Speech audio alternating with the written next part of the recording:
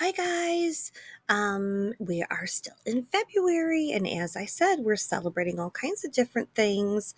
And one of the things, along with Valentine's Day and President's Day, we're celebrating Black History Month. And we have a wonderful book to read today called Henry's Freedom Box. And in this story by Ellen Levine and Katie Kadir Nelson is a true story. It says right here, a true story from the Underground Railroad.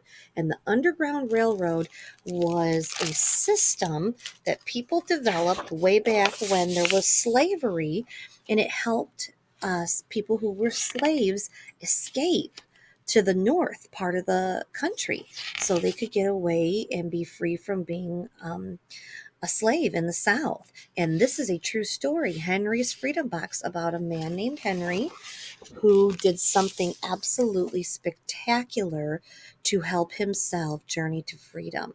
So this is a really awesome story. Henry Brown wasn't sure how old he was because Henry was a slave, and slaves were not allowed to know their birthdays. So he had no idea how old he was. Henry and his brothers and his sisters lived and worked, or no, actually, I'm sorry. Henry and his brothers and sisters worked in the big house where the master lived. Henry's master had been good to Henry and his family, but Henry's mother knew things could change. Do you see those leaves blowing in the wind? Said Henry's mom. They are torn from the trees like slave children are torn from their families.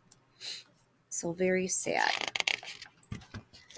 One morning, the master, who's right there laying in the bed, called for Henry and his mother.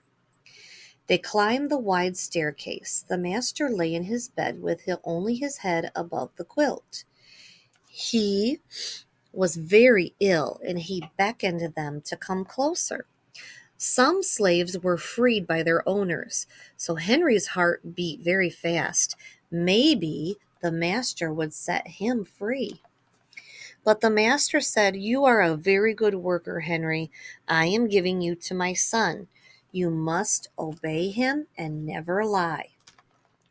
Henry nodded, but he didn't say thank you because that would have been a lie, because he was hoping that the master was going to free him and his mom. Later that day, Henry watched a bird soar high above the trees. Free bird, happy bird, Henry thought. Henry said goodbye to his family, and he looked across the field. The leaves swirled in the wind. There he is, getting on the cart, and this must be his new master. Henry worked in his new master's factory. He was good at his job. "Do not tear that tobacco leaf," the boss yelled at the new boy. He poked the boy with a stick. "If you make a mistake, the boss would beat you." Very sad. Henry was lonely. One day he met Nancy, who was shopping for her mistress. So there's Henry, and one day he met Nancy walking down the street. They walked and talked and agreed to meet again. Henry felt like singing, but slaves didn't dare sing in the streets, so instead he hummed all the way home. Months later, Henry asked Nancy to be his wife. When both their masters agreed, Henry and Nancy were married. And soon there was a little baby, then another, and another. Henry knew that they were very lucky. They lived together even though they had different masters. But Nancy was worried. Her master had lost a great deal of money. "I'm afraid he will sell our children," she said. And Henry sat very still.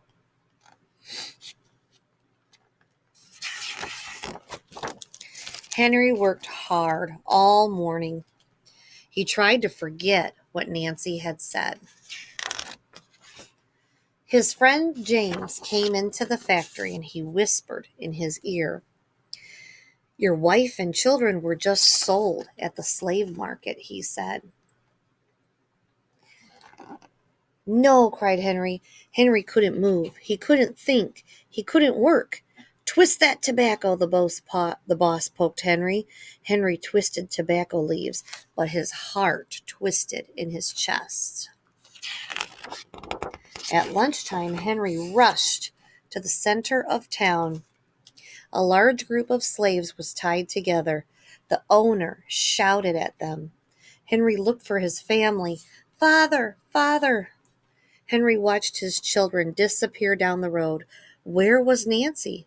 He saw her the same moment she saw him. When he wiped away his tears, Nancy was gone too. So sad. Henry no longer sang. He couldn't hum. He went to work, and at night he ate supper and went to bed.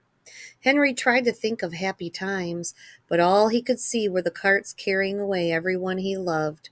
Henry knew that he would never see his family ever again. Many weeks passed. One morning, Henry heard singing. A little bird flew out of a tree into the open sky, and Henry thought about being free. But how? As he lifted a crate, he knew the answer. He asked James and Dr. Smith to help him. Dr. Smith was a white man who thought slavery was wrong. They met early the next day at an empty warehouse. Henry arrived with a box. "I will mail myself to a place where there are no slaves," he said. James stared at the box, then at Henry. "What if you cough and someone hears you?" "I will cover my mouth and hope," Henry said. So Dr. Smith wrote on the box, "To William H. Johnson, Arch Street, Philadelphia, Pennsylvania." Henry would be delivered to a friend's in Philadelphia. Then he printed on the crate in big letters, "This side up with care." Henry needed an excuse to stay home, or the work boss would think he had run off. James pointed to Henry's sore finger, but Henry knew it wasn't bad enough. He opened a bottle of oil of vitriol. "No," cried James. Henry poured it on his hand, and it burned his skin to the bone. Now the boss would have to let him stay home. Dr. Smith bandaged Henry's hand. They arranged to meet the next morning at 4 o'clock. The sun was not up yet when Henry climbed into the box. "Ready," he said. James nailed down the lid. Dr. Smith and James drove to the station.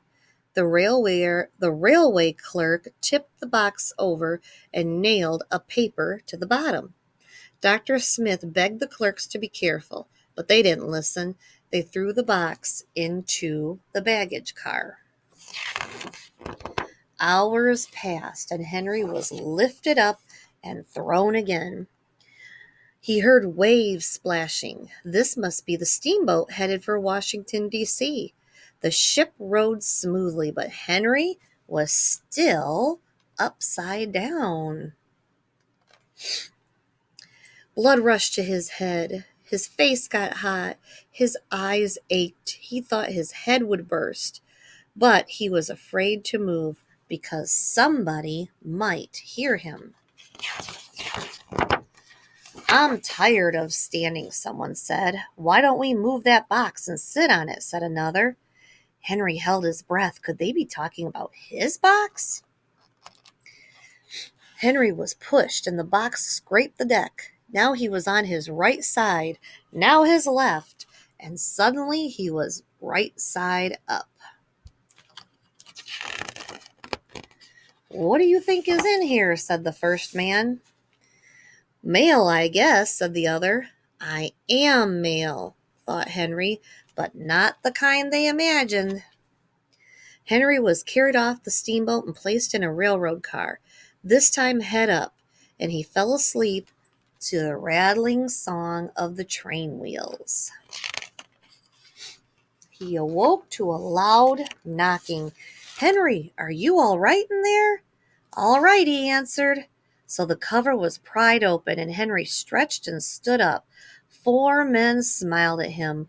"Welcome to Philadelphia," they said.